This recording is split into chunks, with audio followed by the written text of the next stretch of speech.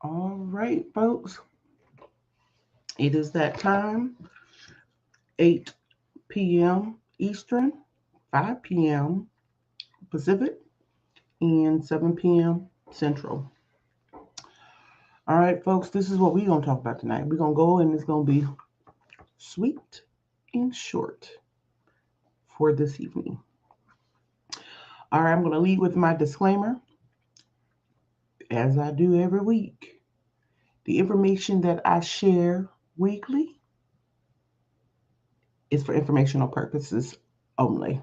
I make no guarantee that you'll get the same results that I got. It's for informational purposes. For you. And you, and you, and you, and you, and you, and you, and you, and you. Anyways, if you need a consult with the right folks. Me, I'm the right folks. You can consult with me. All right, we're going to move on down the road. Now, the topic for our discussion this evening, and I won't be before you long, but the topic for our discussion this week is what I wish I had known first. So I'm going to piggyback on being alternatively certified. This week, we talking about what I wish I had known first. Good night. There's a whole bunch I wish I had known before I actually jumped in there. But as time went by, I'm happy that I did. Anywho, tonight is going to be a bit different.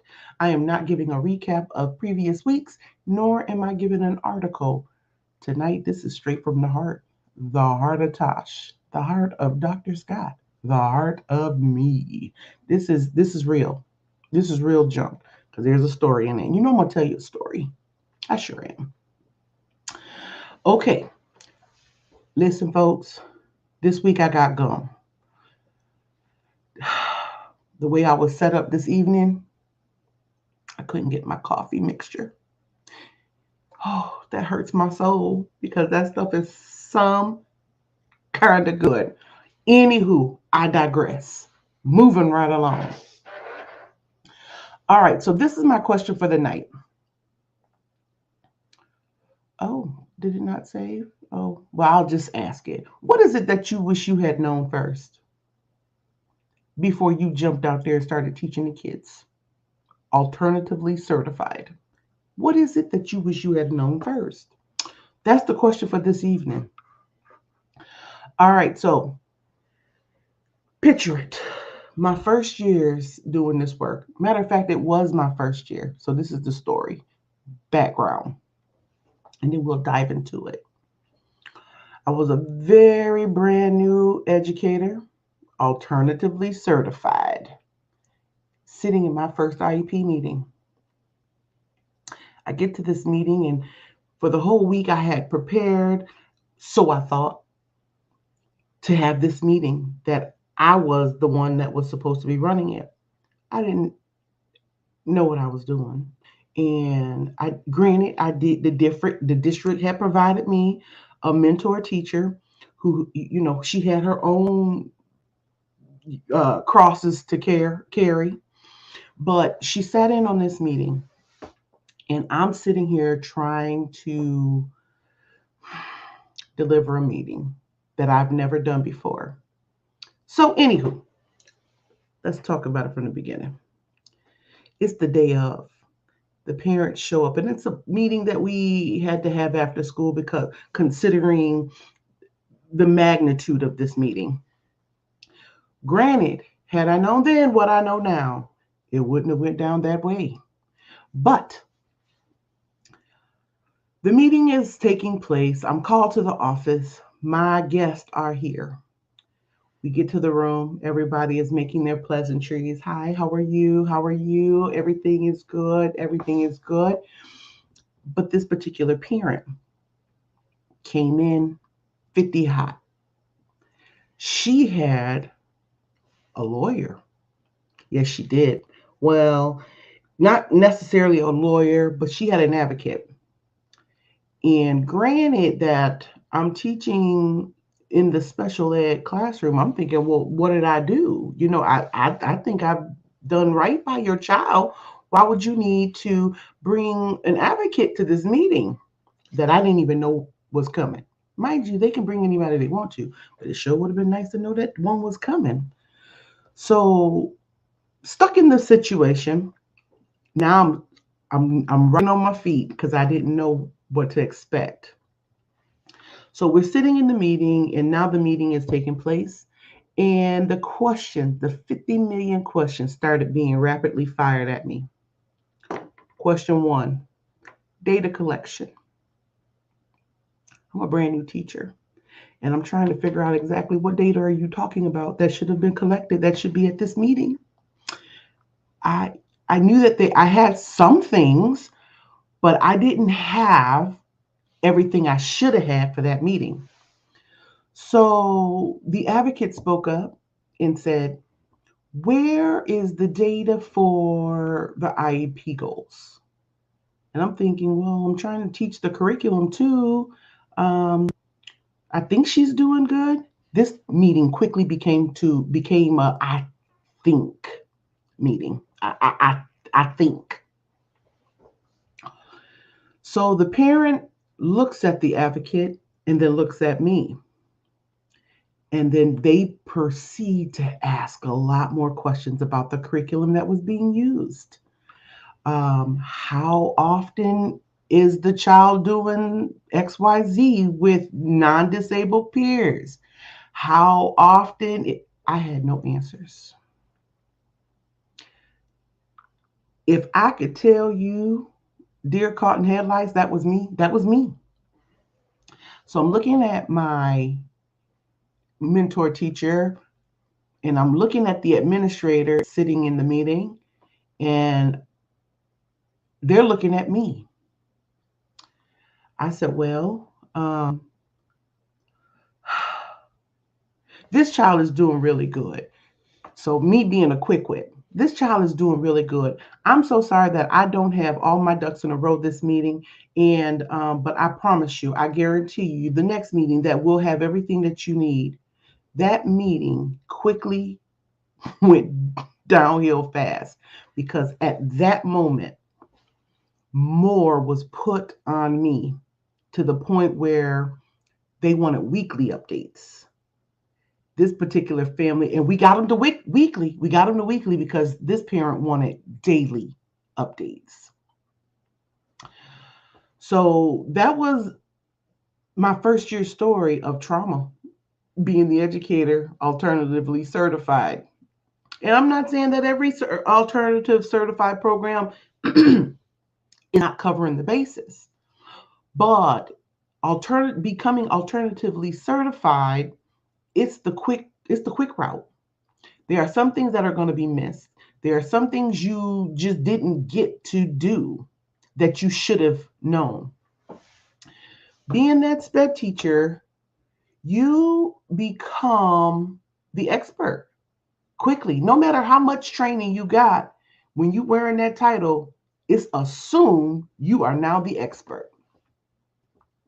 So, case in point, I did not have all the ins and outs about the law concerning IEPs and data collection and any other collections.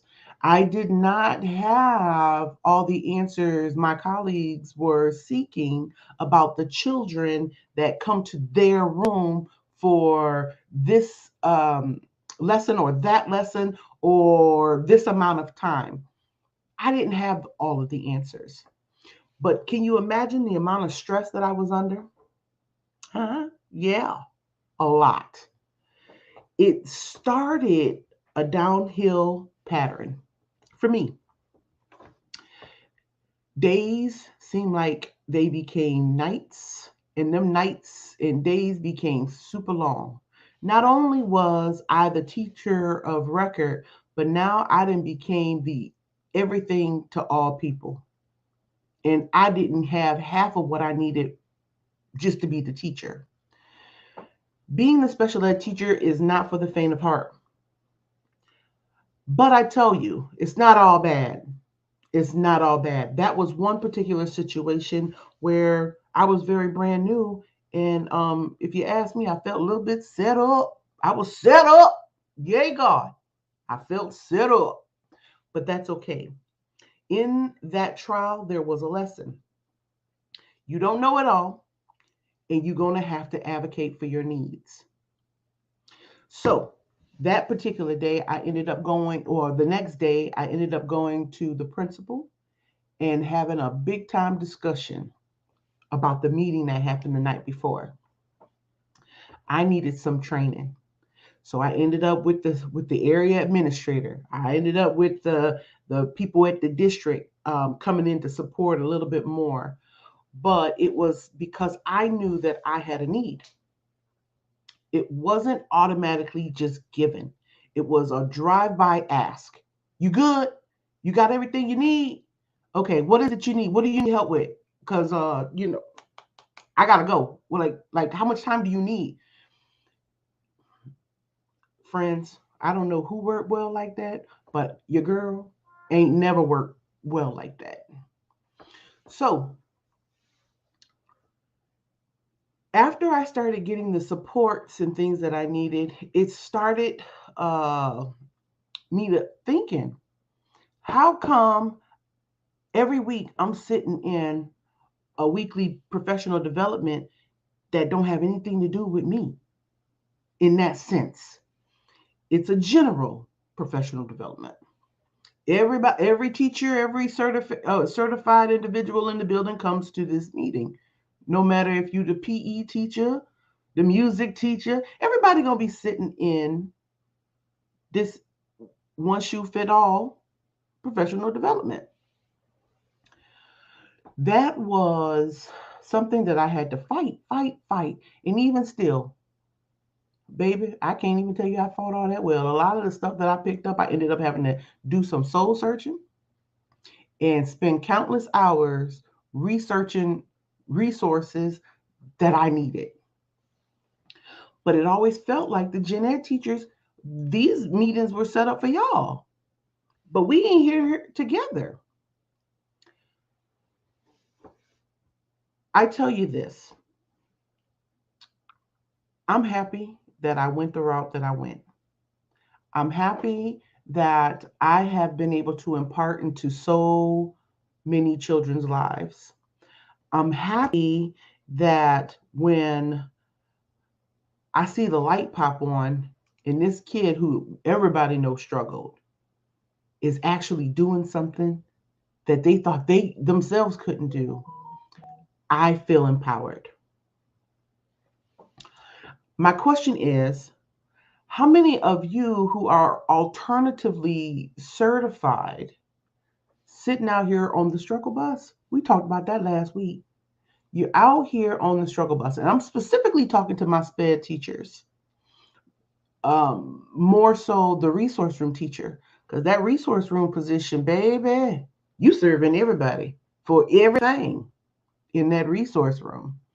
It's a little different than being in a profound classroom or um, I, an intellectual disabilities classroom where it's a self-contained unit. And baby, the way the law is looking, we everybody about to be a part. I'm just saying, everybody gonna be a part, and we gonna make it work. So we're trying to really get away from that. We're not gonna put them in the back room in the back of the building back by the field. We're not doing that anymore. No, they everywhere. We're out here, and as it should be. But everybody's not ready for that. Wait, what do you mean? I don't know how to teach that. I did. I. Where there's a will, there's a way. I could tell you that much. But anyways, I digress. How many of you are sitting out there, resource rooms teachers specifically, and you're lost in the sauce? I have seen countless questions come across my feed about data collection. Now, you do know you need to collect it, right? And there's multiple points of data collection. Are you collecting it? Are you analyzing it? Are you looking at it? It can't be we sitting up in these meetings talking about some Johnny doing good and we ain't got no valid documents. I'm just saying. If that's what's happening, I'm gonna need for you to stop it and stop it now. And I get it. I got it. Resource room, you could have 1,000 kids on your caseload. Golly, I had one colleague talk about 50. I said, now that right there, that's the devil. Who does that? How are you managing 50 kids? All with IEPs? You, girl, what district you in? Good night. Anywho, I digress. But if we're not collecting data, and if we're not actively collecting data, if we don't actively know what our kids are up to, we are really not doing a service. We are on this I thought I could, or I thought I knew, or it seems like, but there is no valid record. Okay, that can get you in some trouble, especially with some folks that know more than you, especially about the law. Let's look it up. Okay. All right, folks, listen.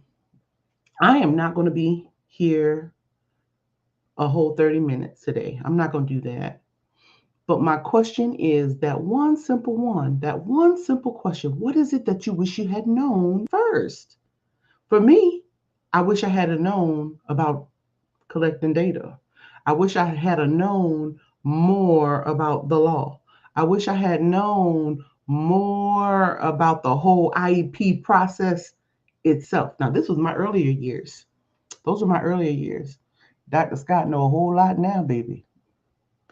All right, family, listen. I am going to leave you with a call to action. Put it in the chat today. You know what? I think I was talking to some friends the other day, and I said, friends, and my friend said, huh? I said, y'all, I think I'm talking and people can hear me, but it might be like that. You know that Charlie Brown cartoon, wah wah wah wah wah wah wah. If that's happening, I got a feeling that's happening because I'm not getting the chats, huh? Huh? I'm gonna need for y'all to put it in the chat. What is it that you wish you had known first? Huh? Put it in the chat for me, friends. Listen, now is the time to get your ducks in a row. If you're struggling with systems for your special ed classroom, you need to be contacting me. And you need to do it quick because time is a slipping and it's a ticking.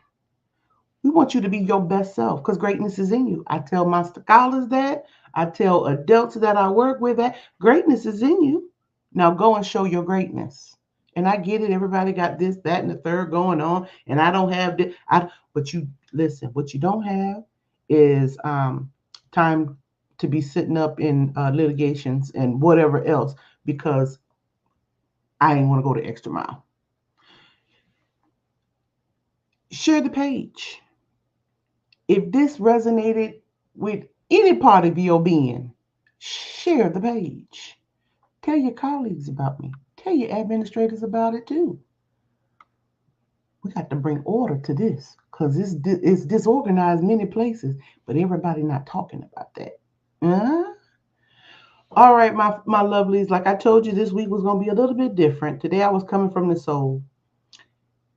That hit hard back in my first days of doing education. But it don't have to be everybody else's story. Okay? All right, my friends. Till we meet again, I'll chit chat next week. Same time, same place. Y'all be all right, okay?